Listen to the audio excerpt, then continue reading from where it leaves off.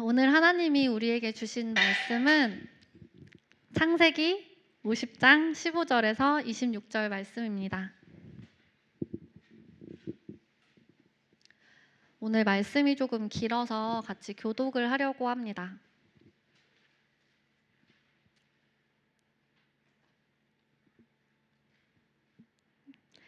네, 다 찾으신 줄로 알고 하나님의 말씀을 듣겠습니다. 요셉의 형제들이 그들의 아버지가 죽었음을 보고 말하되 요셉이 혹시 우리를 미워하여 우리가 그에게 행한 모든 악을 다 갚지 아니할까 하고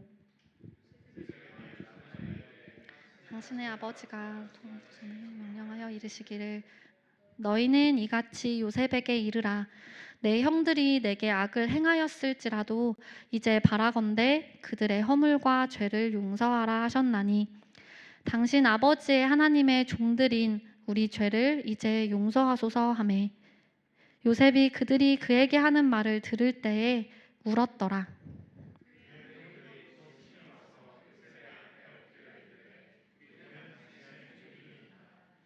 요셉이 그들에게 이르되 두려워하지 마소서 내가 하나님을 대신하리이까.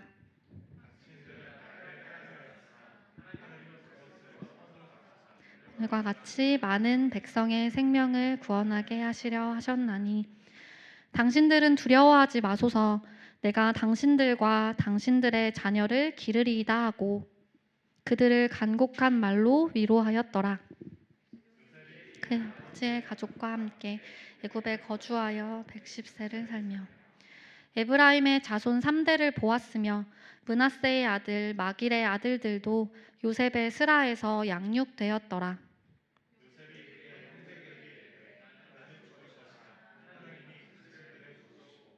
당신들을 이 땅에서 인도하여 내사 아브라함과 이삭과 야곱에게 맹세하신 땅에 이르게 하시리라 하고 요셉이 또 이스라엘 자손에게 맹세시켜 이르기를 하나님이 반드시 당신들을 돌보시리니 당신들은 여기서 내 해골을 메고 올라가겠다 하라 하였더라.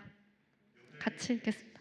10절에 그들이 그의 몸에 향재료를 넣고 애굽에서 입관하였더라. 아멘. 오늘 본문은 창세기의 마지막 부분입니다. 결말 부분이죠. 창세기는 3장 15절에 사탄에게 하나님께서 선언하신 저주, 여자의 후손이라는 키워드로 계속 창세기의 이야기를 진행시켜 갑니다. 그래서 창세기의 중요한 구조는 11개의 족보입니다. 그래서 가끔 창세기를 읽다 보면 이 족보는 왜 이렇게 나오는 거지? 누가 누구를 낳고 누가 누구를 낳고 살다 죽었더라. 그것이 왜냐하면 여자의 후손, 하나님이 약속하신 그 여자의 후손이 정말 왔냐라는 질문을 하기 때문입니다. 그 질문에 답해 가면서 창세기의 역사는 선과 악의 계속 대결 구조가 이어집니다. 타락 이후 아담이 죄를 지은 이후 계속 죄가 죄를 불러일으키면서 계속 악순환이 되었습니다.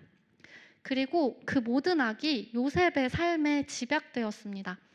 시기, 질투, 살인, 간음 그 모든 죄가 요셉의 삶에 나타났죠. 그래서 이 결말 부분에선 질문합니다. 하나님이 약속하신 후손이 정말 왔어? 세상에 창궐한 이 악은 정말 해결돼? 그리고 하나님이 약속하신 그 후손을 통해서 아브라함에게 약속하셨던 그 민족을 정말 이루셨어? 그 땅에 우리를 들어가게 하실 거야? 라는 질문에 답을 해주려고 합니다. 보통 성공신화라고 하면 마지막 결말 부분은 멋진 왕이 되었대, 부귀영화를 누렸대 라고 끝날 것입니다. 그런데 오늘 창세기는 요셉이 애굽의 총리가 된 뒤에 어떤 부귀영화를 누렸다라는 이야기는 전혀 기록하지 않고요. 오직 유언만 그리고 그의 죽음만 기록하고 있습니다. 이 글을 읽고 있는 독자들은 유언을 따라서 이 마지막 요셉이 했던 유언을 따라서 유골을 들고 약속의 땅인 가나안을 향해 가는 이스라엘 백성입니다. 요셉이 죽고 최소 300년이 흘렀을 거라고 합니다. 그런데 출애굽기 13장 19절에 이 유언을 기억하고 모세가 요셉의 유골을 들고 올라가고 있지요. 출애굽 당시를 떠올려 보면 허리를 동이고 첫 유월절 고기를 막 먹을 만큼 되게 다급한 상황입니다. 그래서 그렇게 바쁜데도 모세는 유언을 따라서 요셉의 유고를 챙겨서 애굽을 나오지요. 그리고 이 유고를 들고 가고 있는 모세와 이스라엘 백성들은 광야길을 걷고 있습니다. 광야의 삶은 매우 고됐을 것입니다. 40년 동안 걸어야 했고요. 끝이 보이지 않았습니다. 그리고 심지어 하나님께서는 언제쯤 도착할 거라고 말씀해 주시지도 않았어요. 심지어 언제 움직여야 되는지도 말씀해 주시지 않았어요. 구름 기둥과 불 기둥이 움직이는 걸 보면 그때 움직였죠. 그 삶은 매우 고됐을 것이고 이스라엘 백성들은 왜 이 길을 가야 하는지 애굽으로 돌아가고 싶다며 불평하고 있었고 그 이스라엘에게 이 오늘의 말씀은 하나님께서 믿음의 조상들에게 하신 약속을 이루셨고 지금도 이루고 계신다고 지금 광야의 길과 같지만 너를 통해서 너희들을 통해 이루어가고 계신다. 이 길을 계속 가야 한다라고 소망을 주고자 합니다. 이 본문을 고른 이유는 우리도 이 광야 이스라엘 백성과 좀 많이 닮아 있는 것 같습니다. 우리의 삶이 살펴보면 우리의 삶의 여정도 광야와 같습니다. 대학까지 열심히 달렸는데 취업을 해야 한다고 또 달리고요. 그리고 취업을 하고 나면 더 좋은 연봉과 더 좋은 근로 조건을 위해서 이직을 또 준비하고요. 그러다가 결혼을 해야 되나라고 생각하면 결혼을 하고요. 그 결혼의 과제가 끝나면 출산과 육아의 고민, 그리고 결혼하지 않았다면 결혼하지 않은 내 삶의 문제들, 나는 뭐지? 라는 고민 앞에 끊임없이 광야를 걸어갑니다. 내 삶의 끝은 과연 뭘까? 그런데 그런 우리의 삶에도 약속받은 땅이 있습니다. 하나님 나라, 그 본향이 우리에게 있지요. 그리고 요셉의 유언을 따라서 유고를 들고 가는 것처럼 우리도 그리스도의 유언을 받아서 지금 우리의 삶은 그리스도의 유언을 들고 걸어가는 여정입니다. 이 광야 이스라엘 백성과 우리가 참 비슷하다는 생각이 들었고요. 또 하나는 시광교회도 참 광야교회와 광야 이스라엘과 참 비슷하다는 생각이 들었습니다. 광야 시대에 하나님을 만나는 곳은 성막이었습니다. 하나님을 예배하는 곳은 텐트였죠. 그래서 계속 이동하면서 설치했다 철거하고 설치했다 철거하고 또 언제 이동할지도 모르는 딱 우리 교회와 비슷한 것 같습니다. 그래서 처음 이 설교를 제안받았을 때 신촌에 처음 왔을 때 저의 마음이 생각났습니다. 여기에 있는 분들과 함께 뭘 할 수 있을까? 저의 많은 한계 속에 뭘 할 수 있을까?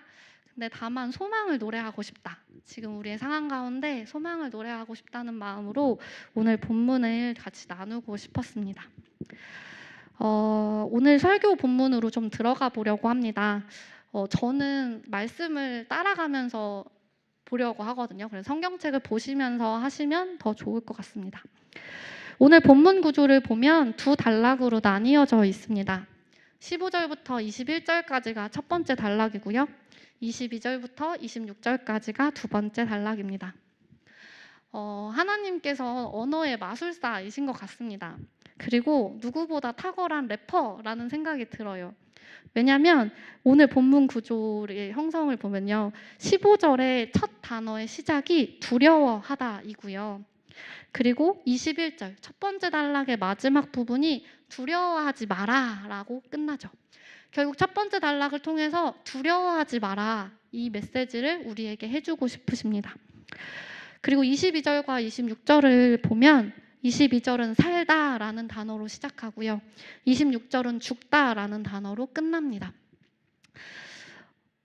이 살고 죽는 이 사이에 그리고 24절부터 25절엔 하나님의 약속이 반드시 이루어질 거야. 너희를 올라가게 할 거야 라는 올라가다라는 단어, 그리고 25절에도 그러니 올라가라 라는 두 단어를 배치함으로 이 구조만 봐도 이 단락에서 뭘 말하고 싶은지 나의 삶과 죽음으로 너에게 말하니 올라가라, 하나님이 올라가게 할 거야 라고 말하고 있죠. 그래서 오늘 설교의 진행을 이렇게 살펴보려고 합니다. 21절에 나오는 요셉의 약속, 그 약속이 나온 배경을 살펴보면서 약속에 찾아온 위기, 하나님께서 이 약속을 이루시겠다고 했는데 그 약속에 위기가 찾아오거든요. 그 위기가 뭔지, 그리고 그 위기가 어떻게 해결돼서 성취되는지를 살피고요. 그리고 마지막으로는 그 약속을 성취한 요셉의 유언으로 계속 이어지는 하나님의 약속을 살펴보려고 합니다. 15절을 같이 보도록 하겠습니다. 혹시 제가 너무 말이 빠르진 않죠? 네, 같이 15절을 읽겠습니다. 시작. 요셉의 형제들이 그들의 아버지가 죽었음을 보고 말하되 요셉이 혹시 우리를 미워하여 우리가 그에게 행한 모든 악을 다 갚지나 아니할까 하고, 창세기 45장에 보면 요셉은 이미 형들을 용서했습니다. 그런데 형들은 지금까지 용서를 구한 적이 한 번도 없습니다. 성경에 기록되어 있지 않거든요. 요셉은 이미 형들을 용서했기 때문에 형들은 두려워할 이유가 없었습니다. 죄는 이미 해결되었고, 그런데 용서를 구하지 않았던 형들은 두려움에 사로잡힙니다. 마치 우리가 지금도 구원의 은혜를 누리려면 용서를 구하고 받아야 하는 것처럼 말이죠. 우리도 예수님께서 2000년 전 십자가에서 행하신 그 일들로 인해서 택자들의 모든 죄를 단번에 해결했지만, 이를 누리기 위해서는 회개해야 하고 내가 잘못한 사람들에게 용서를 구해야 그 은혜를 누릴 수 있는 것처럼 말이죠. 그런데 아버지가 죽자 형들은 두려워합니다. 왜냐하면 요셉이 베푼 그동안의 호의는 요셉이 선했기 때문이 아니라 아버지 야곱 때문이었을 거라고 생각했기 때문이죠. 오늘 하반절에 보면 혹시 우리를 미워하여 라고 해서 되게 완곡어법으로 표현되어 있어요. 그런데 히브리어로 직역하면 정확한 의미는 강한 확신이에요. 요셉이 우리를 미워한다, 이렇게 표현되어 있습니다. 그리고 심지어 미워하다라는 이 단어도 원망을 계속 품고 있다라는 뜻입니다. 그러니까 형들의 입장에선 요셉이 제외했을 때부터 지금까지 계속 그 원망을 누르면서 참고 있었을 뿐이다. 그런데 야곱 아빠가 죽었네? 이제 복수할 날이 왔을 거야 라고 생각했을 거라고 미루어 짐작합니다. 근데 이 단어는 또 야곱이 에서의 축복을 가로챘을 때, 야곱이 에서의 마음을 미루어 짐작했을 때 쓴 단어를 그대로 가져온 거거든요. 그리고 그 에서는 400명을 데리고 야곱을 죽이러 오잖아요. 그것처럼 지금 요셉은 우리에게 그렇게 화가 났을 거야 라고 확신하고 있습니다. 요셉의 형제들이 스스로 생각하기에도 자신들이 행한 짓은 죽어 마땅하다고 생각하는 것 같아요. 그래서 두려운 거죠. 그런데 좀 이따 보면 알겠지만 그렇다고 진짜 용서를 구할 용기는 없습니다. 그래서 이런 극도의 두려움에 사로잡혔는데, 지금 이 시간까지 야곱이 애굽에서 내려와서 야곱이 죽기까지 17년 시간이 지났어요. 그리고 그 시간 동안 요셉은 진짜 신실하게 그 가족들을 돌봤습니다. 아마 우리가 봤으면 제3자의 입장에선 그럴 리가 없을 거야 라고 말했을 상황이지만, 형들의 안에 있었던 죄, 그리고 그 죄책감은 이런 극도의 두려움으로 몰아갑니다. 그리고 이 죄책감은 또 다른 죄를 낳습니다. 16절에 보면요, 같이 16절을 읽어볼까요? 시작. 요셉에게 말을 전하여 이르되 당신의 아버지가 돌아가시기 전에 명령하여 이르시기를. 말을 전하여 라는 표현은 다른 사람을 대신 보냈다는 말이에요. 직접 와서 용서를 구할 수 없고 다른 사람을 대신해서 보냈습니다. 그리고 17절에 보면요, 16절 하반절에 보면 아빠가 명령했어, 그러니까 너 용서해야 돼 라고 용서를 강요합니다. 죄책감이 내가 잘못했는데 그 죄책감을 다른 어떤 근거를 들어서 따내려고 하지요. 궁지로 몰린 쥐가 무는 것처럼 오히려 방어적인 자세로 용서를 강요하고 또 다른 죄를 낳고 있습니다. 그리고 심지어 이 죄는요, 요셉과 형들의 관계가 가족의 친밀한 관계였는데 하나님의 종들이라고 종으로서 관계를 바꿔놓습니다. 이 지금 사건은요, 하나님이 약속하신 이스라엘 민족을 통해서 하나님 나라, 하나님 백성을 만들겠다라고 하셨던 그 약속의 위기가 됩니다.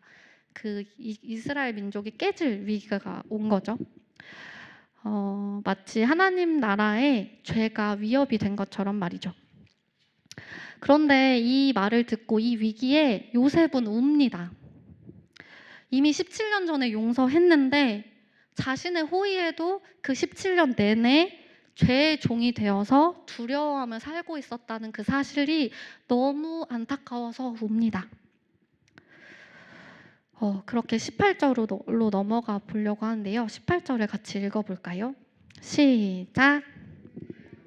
또 친히 와서 요셉의 앞에 엎드려 이르되 우리는 당신들의 종들입니다. 형들은 요셉이 울었다는 말에 그제서야 요셉 앞에 섭니다. 야곱이 에서에게 2차례 나누어서 대화를 시도했던 걸 기억하시나요? 400명을 데리고 나를 죽이러 온다고 생각하니까 무서워서 먼저 예물을 보내고 그 다음에 가게 되죠. 그 야곱의 마음도 그리고 지금 이 형들의 마음도 똑같습니다. 정말 요셉에게 미안해서라기보다는 지금 나에게 닥칠 이 위험, 이 두려움에서 나를 피하려고, 만약 요셉이 정말 내가 생각한 것처럼 용서를 해주지 않는다면 도망쳐야겠다라는 생각으로 다른 사람을 대신 보내서 말했고, 그런데 요셉이 정말 우리를 향해 신실했다, 선했다라는 생각이 들자 그제서야 나와서 요셉에게 대면하여 용서를 구합니다. 진짜 용서를 구하게 한 건요, 죄책감이나 어떤 두려움이 아니었습니다. 그 용서를 구할 때 죄책감과 두려움은요, 정말 그 사람이 선하다 혹은 그 사람과 관계가 회복되고 싶다가 아니고요, 지금 나한테 온 것에 대한 두려움 때문이라면요, 그건 결국 관계를 회복시키지도 못하는 것 같습니다. 그런데 이 위기는 어떻게 해결되는지 19절에 나옵니다. 19절로 가겠습니다. 같이 읽겠습니다. 시작! 요셉이 그들에게 이르되 두려워하지 마소서, 내가 하나님을 대신하리이까.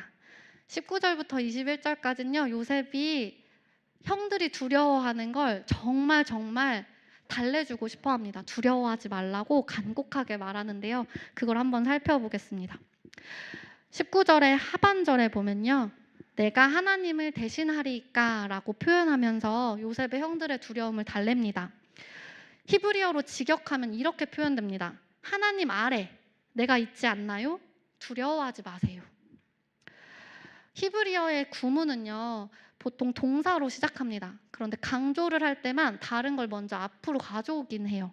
그래서 지금 하나님 아래라는 전치사구를 앞으로 당겨오면서 강조합니다. 난 하나님 아래에 있습니다. 그러니 두려워하지 마세요.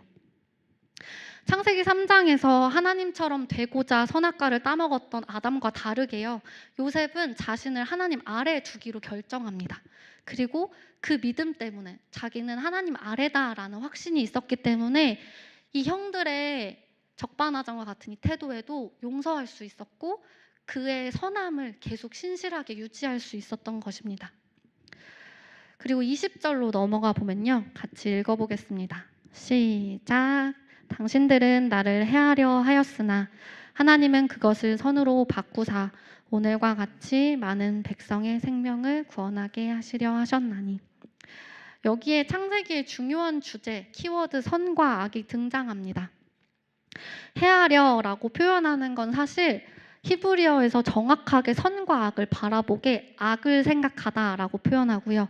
그리고 선으로 바꾸다라는 이 단어도 실제로는 선을 생각하다라는 정확하게 대꾸를 이루는 단어입니다. 그러니까 창세기의 저자는 마지막에 선과 악의 주제로 결말을 맺고요. 그리고 그것이 결국에는 악이 아니라 하나님의 선하심으로 집중시켜 주려고 합니다. 그리고 15절 후반절에 요셉이 악을 갚을 거야 라고 했던 그 갚다라는 단어가 슈브인데요. 이 슈브 동사를 15절에서도 2번 반복하거든요. 제가 히브리어를 좋아하는데 이게 정말 우리에게 메시지를 많이 줘서 한번 따라와 보세요. 슈브 동사를 2번 반복해서 강하게 확신했는데 그 형들의 강한 확신 속에 두려워하는 그 마음을 달래려고 요셉은 비슷한 음가를 가진 샤바라는 생각하다라는 단어를 사용해서 안심시킵니다. 2번 두려워해서 말했던 걸 2번 안심시키며 괜찮다라고 말하는 거죠. 그리고 요셉은 형들을 안심시키기 위해서 당신들의 악에 이제 그만 집중하고 하나님께서 행하신 선에 집중하세요라고 말합니다. 그리고 이어지는 21절에 보면 더 적극적으로 두려움을 안심시키기 위해 잠재우기 위해 더 적극적인 선을 약속합니다. 지금까지 가족들을 돌보았는데 앞으로도 내가 당신들과 당신들을 기르겠습니다 라고 말합니다. 심지어 이 말을 할 때요 21절 하반절에 간곡한 말로 위로하였더라 라고 하는데요, 그 단어는 그들의 마음에 말했다라는 단어예요. 그러니까 그들이 안심할 수 있도록 그냥 용서할게 이 정도가 아니라 그들의 마음에 정말 닿아서 안심할 수 있도록 말하고 있는 거죠. 이어지는 이 요셉의 이야기들을 통해서 18절에서 울었던 요셉의 그 마음은 진실함이었다는 것, 정말 선함이었다라는 걸 드러냅니다. 형들이 자신들의 죄책감이나 두려움으로 용서를 구할 수 없었던 것처럼 결국 요셉의 선함이 그들이 용서할 수 있게 했잖아요. 잘못하고서도 용서를 구할 수 없을 만큼 우리 죄는 정말 추악하고요. 그리고 그런 우리를 용서하게 하시는, 그러니까 용서를 구하게 하시는 그분의 선함은 말로 다할 수 없이 참 아름다운 것 같습니다.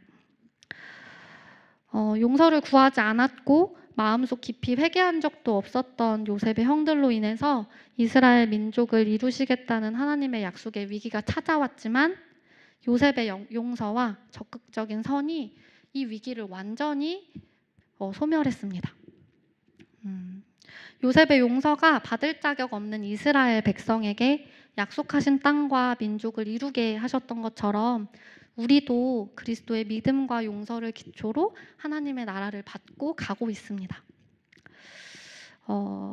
그 다음으로 이어지는 22절을 보려고 하는데요. 같이 읽겠습니다. 시작.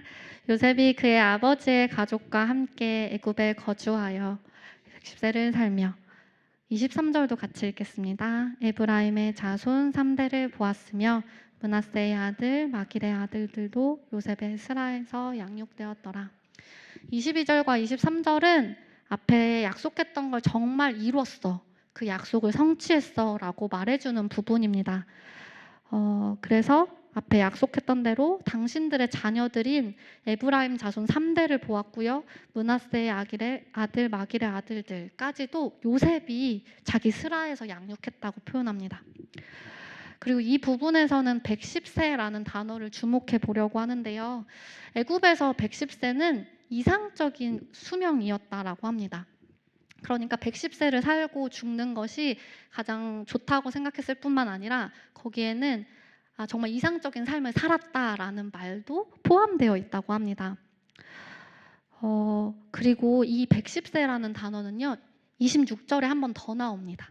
같이 26절을 읽어보겠습니다. 시작. 요셉이 110세의 죽음에 그들이 그의 몸에 향재료를 넣고 애굽에서 입간하였더라.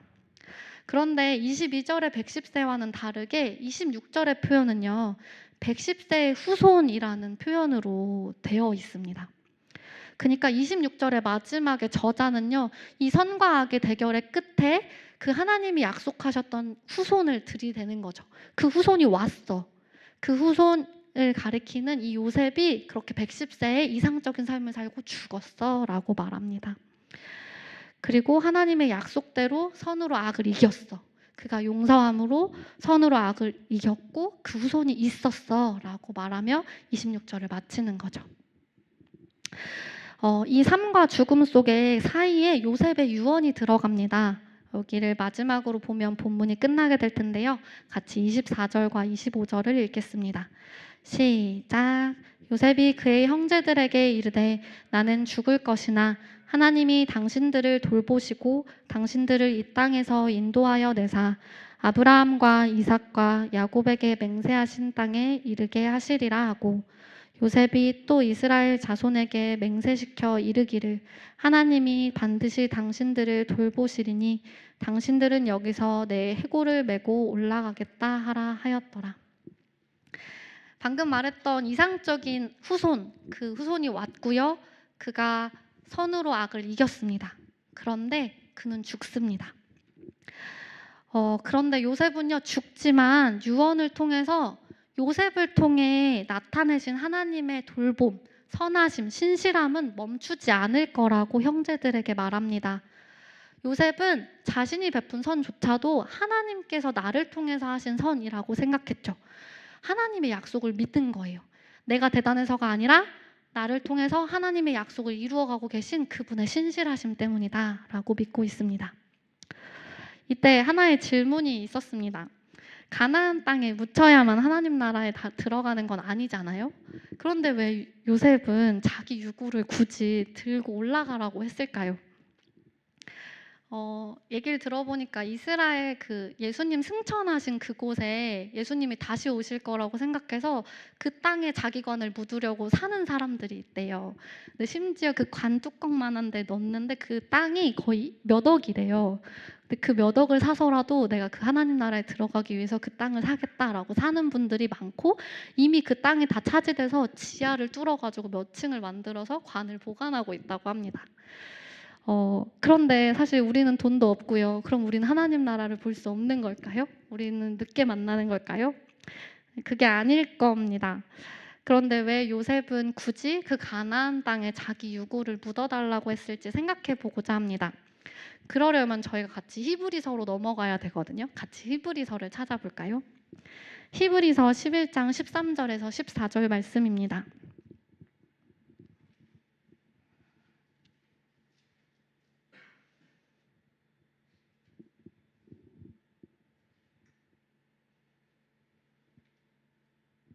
찾으신 줄로 알고 같이 읽겠습니다. 이 사람들은 다 믿음을 따라 죽었으며 약속을 받지 못하였으되 그것들을 멀리서 보고 환영하며 또 땅에서는 외국인과 나그네임을 증언하였으니 그들이 이같이 말하는 것은 자기들이 본향을 찾는 자임을 나타냄이라.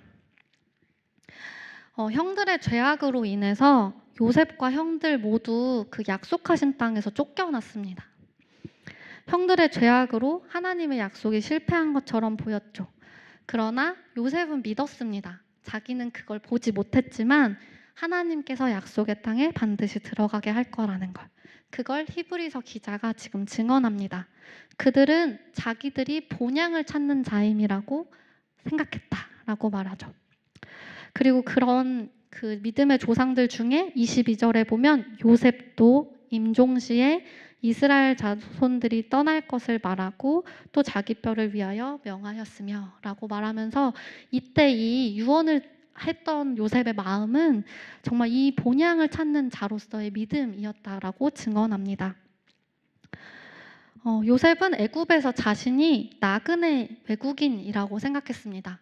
2인자가 될 정도면 자신의 가진 권력으로 기득권 세력이 됐을 수 있을 거예요. 자신의 가족들을 다 그쪽으로 등극시켜서 얼마든지 자신이 기득권 세력이 될 수 있었습니다.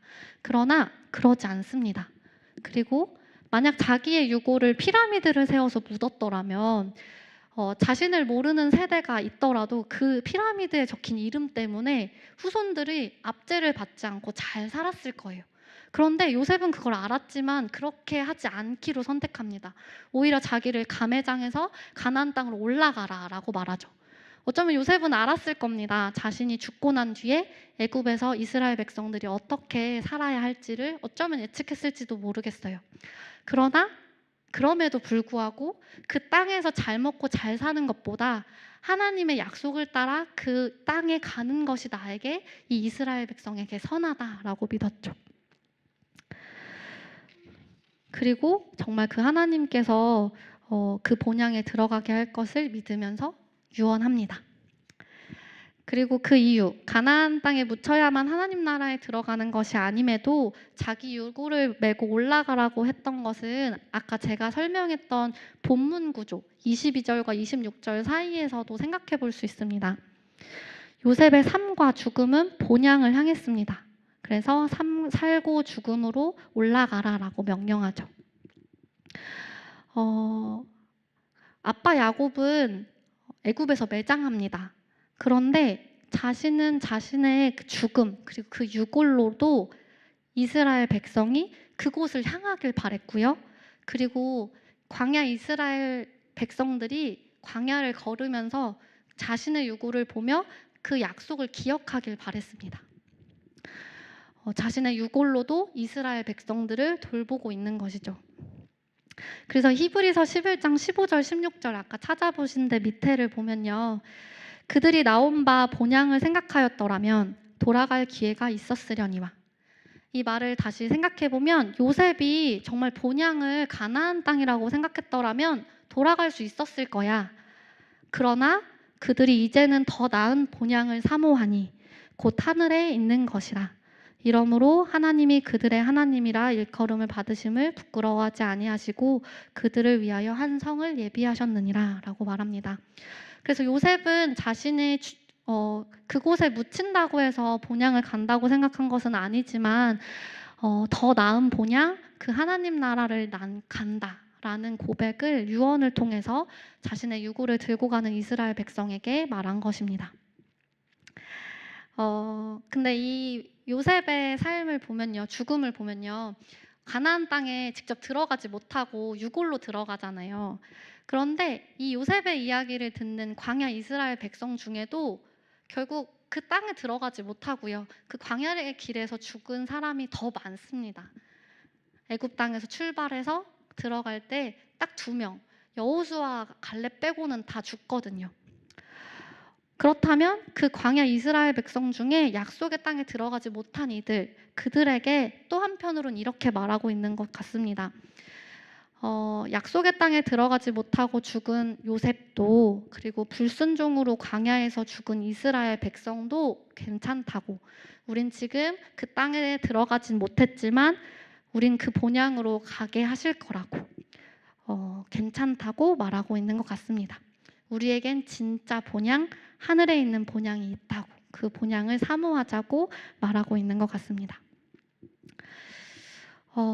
그렇게 이제 죽음조차도 자신의 백성들, 이스라엘 백성들을 돌봄으로 이상적인 삶을 살았던 이 요셉은요, 죽었고요. 일시적으로 야곱의 자식을 돌보는 통로가 되었지만 요셉은 야곱의 가족들도, 심지어 스스로도 약속의 땅에 들어가게 할 수는 없었어요. 그 약속에 들어가려면 요셉조차도 그의 후손인 광야 이스라엘 백성, 그리고 전쟁에 능한 여호수아 시대의 백성들의 도움이 필요했죠. 그러니까 요셉은 구원자는 아니었던 것 같습니다.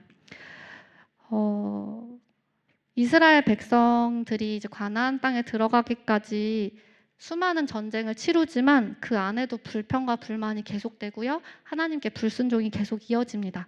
그런데 요셉은요, 그 후손들의 도움이 있어야 그 유골로 가지고 들어갈 수 있었던 거죠. 이 죽음은요, 우리에게 더 나은 그리스도를 바라보게 합니다. 그래서 히브리서 11장 40절에 보면요, 그 쭉 이어지는 마지막 구절인데요, 이렇게 이제 요셉이 가나안 땅에 들어가지 못하고 이렇게 죽은 것, 그리고 광야 이스라엘 백성이 신실하게 걸었음에도 그 땅에 들어가지 못한 것은 이렇게 말합니다. 이는 하나님이 우리를 위하여 더 좋은 것을 예비하셨은즉 우리가 아니면 그들로 온전함을 이루지 못하게 하려 하심이라.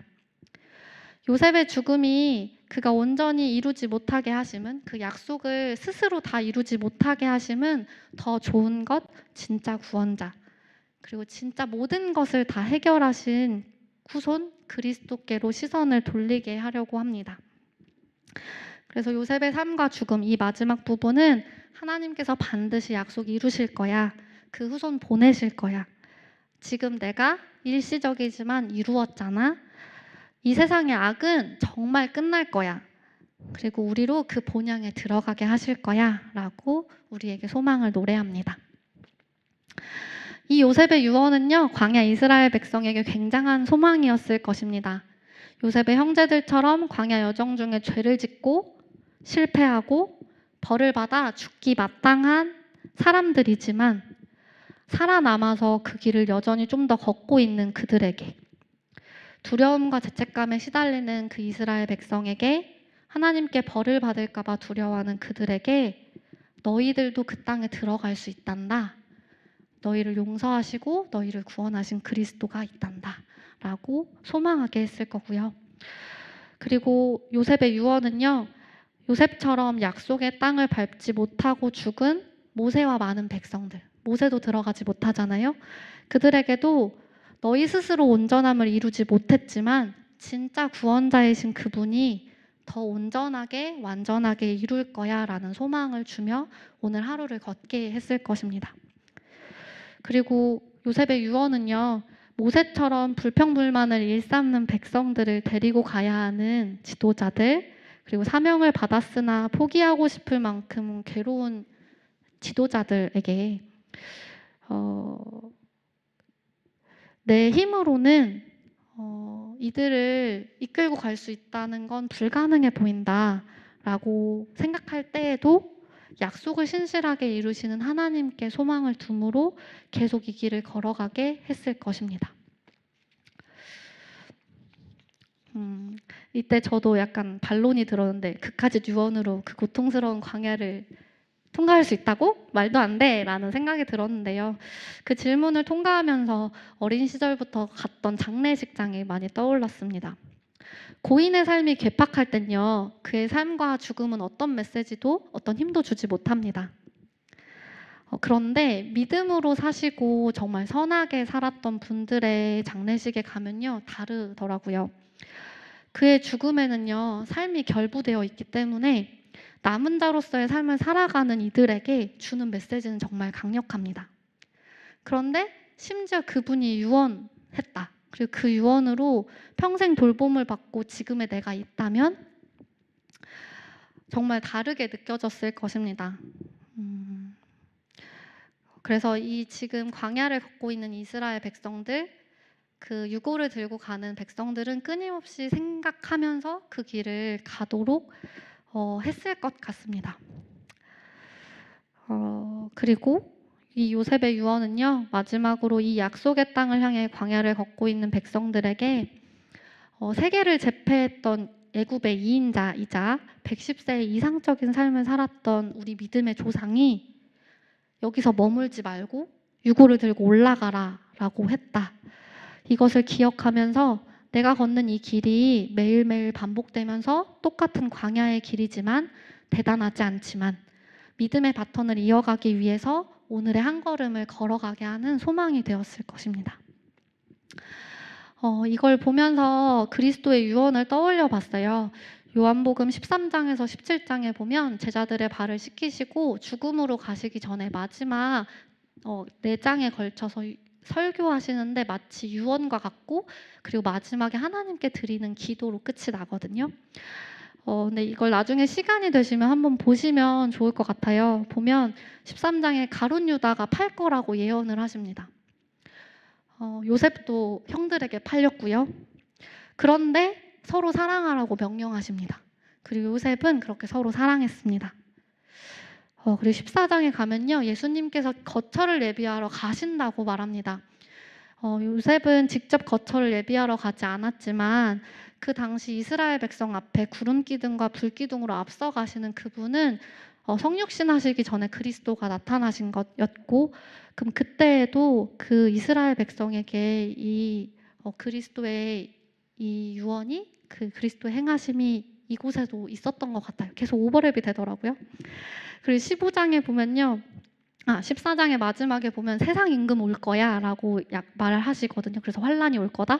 근데 이걸 보니까 요셉의 유언의 뒤에는 환란이 오잖아요. 애굽의 압제 가운데 있는데 되게 많은 게 오버랩 되면서 뭔가 되게 신기하다. 이 말씀이 정말 그리스도께로 계속 나를 이끌어 간다라는 생각이 많이 들었습니다.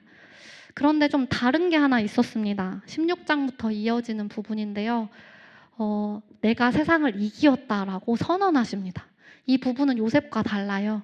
요셉은 죽을 거고 그 약속을 이룰 거다. 하나님께서 이룰 거야 라고 미해결 과제로 남긴다면 그리스도께서는 끝내는 종지부를 찍으십니다. 내가 이겼다. 그리고 17장에서 기도합니다. 이 백성들을 위해서, 아직 용서를 구하지도 않은 이 백성들을 위해서 기도하십니다. 그들이 내 안에, 내가 하나님 안에 거한 것처럼 있게 해주세요 라고 기도하죠. 요한복음 17장으로 마지막 쭉 가면서 우리들의 삶이 보존되고 하나 되며 하나님과 하나 되게 하기 위해 자신의 삶과 죽음을 모두 걸고 하신 그리스도의 유언을 발견하게 됐습니다. 이 그리스도의 유언은 요셉의 유언보다 더 뛰어납니다. 완벽하죠. 요셉은 어릴 때 선하지 않았습니다. 형들이 질투를 느끼는 걸 알지만 그걸 전혀 개의치 않고 즐겼죠. 그러나 그리스도는 어릴 때에도 완전하셨습니다. 그리고 요셉은 죽고 묻혔습니다. 그런데 예수님은 죽고 부활하셨습니다. 요셉의 유언은요, 하나님의 약속을 기억하게 하는 수단이었지만요, 그리스도의 유언은요, 하나님의 약속을 성취하고 성령을 보내셔서 우리에게 이루시는 일을 합니다. 그리고 요셉은 거처를 예비하도록 후손들을 보내야 했지만 예수님은 거처를 예비하러 먼저 가셨습니다. 그리고 이미 마련하셨죠. 요셉의 유언이 가나안 땅까지 진군하는 이스라엘 백성의 행렬을 멈추지 못하게 했다면 우리에게 주신 이 그리스도의 유언이 우리의 삶에 얼마나 큰 힘이 될까요? 요셉은 죽음으로 약속의 땅에 들어가지 못했다고 좌절하지 않았습니다. 오히려 유언을 통해서 죽음조차 약속의 땅에 들어가게 하는 수단으로 사용했죠. 우리의 성공신화보다, 내가 잘 나가는 것보다 그리스도의 죽음과 유언을 자랑하는 인생 되면 좋겠습니다. 우리는 여기가 우리의 본향이 아닙니다. 그리스도의 유언을 붙들며 더 나은 본향, 하나님이 만드신 하늘의 거처를 향해 걸으면 좋겠습니다. 그리스도의 그 유언이 여러분들을 붙들고 계십니다. 같이 기도하겠습니다.